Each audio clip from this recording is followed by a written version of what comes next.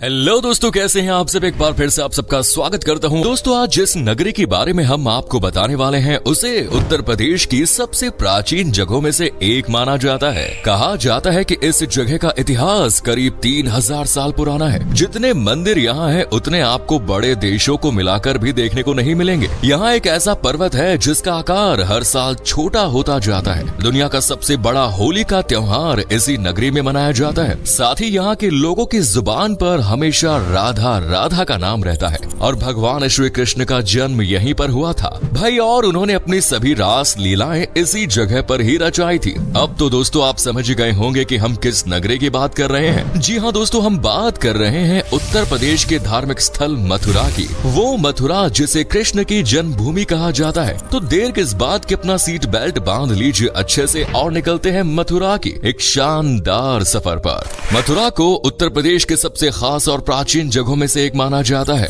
भगवान श्री कृष्ण का जन्म इसी जगह पर हुआ, जिसकी वजह से मथुरा हिंदुओं की आस्था का प्रतीक है और भारत के सबसे खास तीर्थ स्थलों में से एक। यहाँ का इतिहास बहुत ही पुराना है। यहाँ तक कि महाग्रंथ रामायण में भी मथुरा का जिक्र मिलता है। ये शहर करीब 3000 साल पुराना बताया जाता है। आज जिस मथुरा को आप लोग इस नाम से जानते हैं, सालों पहले इसे कई और नामों से भी जाना जाता था, जैसे शूरसेन नगरी, मधुपुरी, मधु नगरी। ऐसा भी माना जाता है कि भगवान राम के सबसे छोटे भाई शत्रुघ्न ने लवणासुर नाम के एक राक्षस को मारा और इस जगह को हासिल किया। घने जंगल होने के कारण ये स्थान मधुवन के बाद में मधुपुरा और आखिर में मथुरा के नाम से जाना गया। प्राचीन काल में ये शूरसेन देश की राजधानी थी। मथुरा नगरी 39 वर्ग किलोमीटर के एरिया में फैली हुई है, जबकि शहर में रहने वाले लोगों की कुल पॉपुलेशन 5 लाख के करीब है। मथुरा के आसपास बसे स्थानों में गोकुल, वृंदावन, ब्रिजमंडल, गोवर्धन पर्वत, बरसाना, नंदगांव सबसे ज्यादा पॉपुलर है।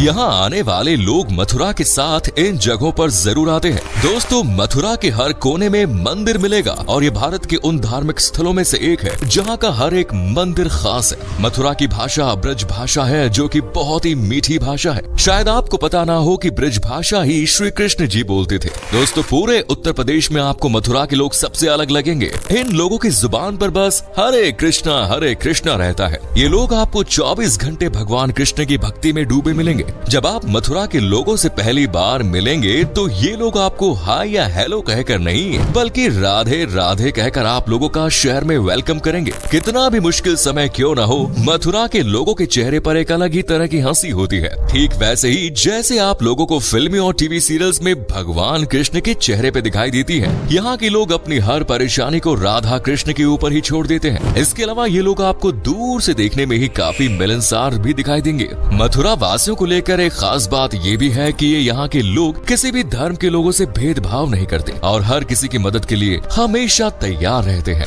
चलिए दोस्तों, आप लोगों को सबसे पहले बताते हैं उस जगह के बारे में जिसका नाम हमेशा मथुरा के साथ ही लिया जाता है। इस जगह का नाम है वृंदावन, जो मथुरा जिले का ही एक हिस्सा है और दोनों के बीच की दूरी लगभग 15 किलोमीटर की है। कुछ लोग तो मथुरा से पहले वृंदावन का ही नाम लेते हैं। कृष्ण ने मथुरा में जन्म लिया और गोकुल में अपना बचपन बिताया। वो जब बड़े हुए तो उन्होंने अपनी रास लीला मथुरा से थोड़ी दूर वृंदावन में रचाई। दोस्तों, मथुरा के वृंदावन और यहाँ की कई चीजें रहस्यों से जुड़ी है, जैसे कि यहाँ का रंग महल। इस मंदिर के अंदर हर रोज राधा कृष्ण के लिए पलंग लगाया जाता है। राधा जी का श्रृंगार सामान रखकर मंदिर के दरवाजे बंद कर दिए जाते हैं। जब सुबह दरवाजे खुलते हैं तो सारा सामान इधर उधर बिखरा हुआ मिलता है। ऐसा माना जाता है कि रात में राधा कृष्ण आकर इस सामान का उपयोग करते हैं। इसके अलावा दोस्तों, यहाँ निधिवन नाम का एक मंदिर है और ऐसा कहा जाता है कि यहाँ ऐसे पेड़ हैं जो रात के समय भगवान कृष्ण के साथ गोपियां बनकर रास लीला करते हैं। यहाँ के आसपास के अधिकतर घरों में खिड़कियां नहीं है और जिनके घरों में है वो शाम की आरती के बाद खिड़कियां इस तरह से बंद कर देते हैं कि कोई मंदिर की दिशा में देखे नहीं, अन्यथा वो अंधा हो जाएगा।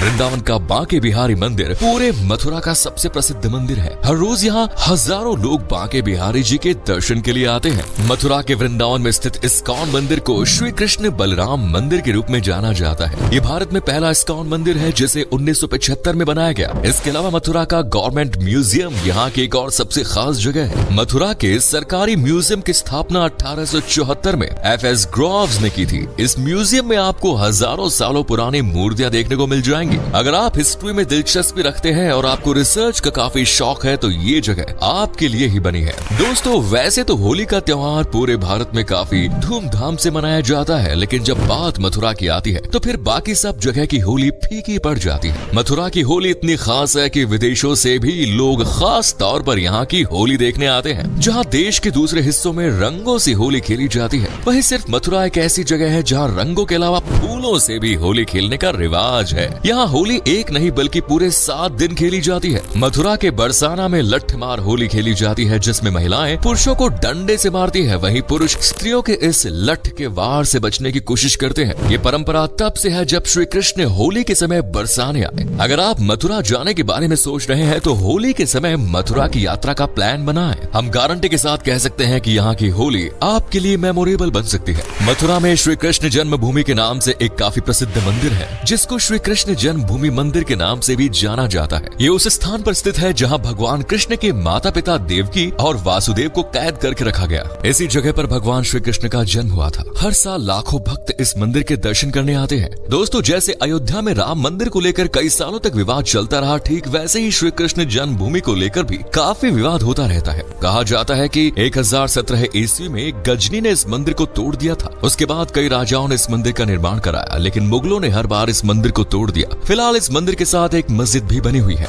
दोस्तों, मथुरा में एक ऐसा पहाड़ है जिसे इस जगह का अट्रैक्शन ऑफ पॉइंट भी कहा जाता है। ये कोई आम पर्वत नहीं है। इस पर्वत को खुद भगवान कृष्ण ने 6 महीनों तक अपनी उंगली पर उठाए रखा। अब तो आप समझ गए होंगे कि हम किस पर्वत की बात कर रहे हैं। दोस्तों, इसे गोवर्धन पर्वत के नाम से जाना जाता है। ऐसा माना जाता है कि एक बार भगवान इंद्र ने गुस्से में मथुरा में बारिश शुरू कर दी। तब कृष्ण ने अपनी सबसे छोटी उंगली पर गोवर्धन पर्वत को उठाए रखा और सभी ब्रजवासी उन पर्वत के नीचे सेफ रह सके थे। इसके बाद से ब्रजवासी हर साल गोवर्धन पूजा करने लगे और ये त्योहार पूरे देश में मनाया जाने लगा। इसके अलावा दोस्तों, कहा जाता है कि 5000 साल पहले ये पर्वत 30,000 मीटर ऊंचा था, लेकिन अब ये 30 मीटर ऊंचा ही रह गया। इसके पीछे पुलत्स्य ऋषि का शाप भी बताया जाता है। चलिए अब आपको बताते हैं कि मथुरा में क्या है खाने की सबसे फेमस चीज, जिसे खाने के बाद लोगों का रुकने का बिल्कुल मन नहीं करता। मथुरा का नाम सुनते ही पेड़ा का टेस्ट खुद ही हमारे दिमाग में आ जाता है, क्योंकि पेड़ा मथुरा में सबसे ज्यादा फेमस है। दूध, शक्कर और घी से बने पेड़े का स्वाद लाजवाब होता है। वहीं अगर बात करें स्ट्रीट फूड की, तो जलेबी और कचौड़ी मथुरा का सबसे पॉपुलर स्ट्रीट फूड है। ये एक ऐसा स्ट्रीट फूड है जिसे लोग सुबह के नाश्ते में खाना पसंद करते हैं। यहाँ आपको हर जगह ऐसी दुकानें मिल जाएंगी जहाँ पर कचौड़ी आसानी से मिलेगी। अगर आपका खाने से दिल भर जाए तो मथुरा की ठंडाई जरूर ट्राई कीजिएगा। इससे टेस्टी ठंडाई आपको पूरे वर्ल्ड में कहीं भी नहीं मिलेगी। मथुरा में माखन मिश्री भी काफी फेमस है। ऐसा माना जाता है कि माखन मिश्री श्री कृष्ण को सबसे ज्यादा पसंद थी। यही वजह है कि मंदिर में भक्तों को इसे प्रसाद के रूप में दिया जाता है। मथुरा जाने से पहले कुछ ऐसी चीजें हैं जिनका ध्यान रखना बहुत जरूरी है। मथुरा में ज्यादातर जगहों पर जाने के लिए किसी तरह का टिकट नहीं है और यहाँ लगभग सभी मंदिर और जगह आसपास ही है। आप आसानी से पैदल ही शहर में सफर कर सकते हैं और इसकी खूबसूरती का आनंद ले सकते हैं। इसीलिए अगर आपको ठगने की कोशिश करें तो उनकी बातों में बिल्कुल मत आइएगा। शहर में घूमने के लिए पैदल के अलावा ऑटो रिक्शा सबसे आसान तरीका है। यहाँ मौजूद ज्यादातर मंदिर दिन के समय 1 से 4 बजे तक बंद रहते हैं, तो अपनी यात्रा इसी हिसाब से तय करें। मथुरा के ज्यादातर मंदिरों के पास बंदरों की कई टोलियां भी आपको मिलेंगी। ऐसे में अपने सामान को खुद ही सेफ रखने की कोशिश करें। दोस्तों, मथुरा घूमने का सबसे अच्छा समय नवंबर से मार्च के बीच है, क्योंकि गर्मियों के मौसम में यहाँ काफी ज्यादा गर्मी रहती है। इसीलिए सर्दियों के मौसम में ही यहाँ आने की सलाह दी जाती है। वैसे मार्च का महीना मथुरा में घूमने का सबसे सही समय माना जाता है, क्योंकि इस दौरान पूरे मथुरा में होली के त्योहार का जश्न होता है। अगर आपको मथुरा जाना है तो ट्रेन का ऑप्शन आपके लिए सबसे बेस्ट है। मथुरा में 2 रेलवे स्टेशन है, पहला मथुरा जंक्शन और दूसरा कैंट। ये दोनों स्टेशन काफी नजदीक है। मथुरा दिल्ली से लगभग 150 किलोमीटर है। मथुरा जाने के लिए साधारण बसों के साथ साथ वॉल्वो बसें भी दिल्ली से रेगुलर चलती है। और अगर आप कार या अपने पर्सनल व्हीकल से मथुरा जाना चाहते हैं तो आप दिल्ली से यमुना एक्सप्रेसवे होते हुए सफर एंजॉय करते हुए 2.5 से 3 घंटे में मथुरा पहुंच सकते हैं। अगर आप बाय एयर जाने का प्लान कर रहे हैं तो मथुरा से सबसे नजदीकी एयरपोर्ट आगरा डोमेस्टिक एयरपोर्ट है, जहां से आप टैक्सी करके मथुरा पहुंच सकते हैं। अगर मथुरा घूमने में आने वाले खर्चों की बात करें तो आपको 2 से 3 दिन का 7 से 10,000 रुपए खर्चा आ जाएगा। आप इतने पैसों में पूरे मथुरा को एक्सप्लोर कर सकते हैं। तो दोस्तों, ये था भगवान श्री कृष्ण का जन्म स्थल मथुरा, जो वाकई में एक अद्भुत जगह है। वैसे क्या आप कभी मथुरा गए हैं? और अगर गए हैं तो अपना एक्सपीरियंस हमारे साथ शेयर जरूर करें। आप में से अगर कोई है मथुरा या फिर उत्तर प्रदेश से, तो हमें कमेंट्स में जरूर बताएं। अगर आपको हमारी आज की वीडियो पसंद आई तो इसे लाइक करें, शेयर करें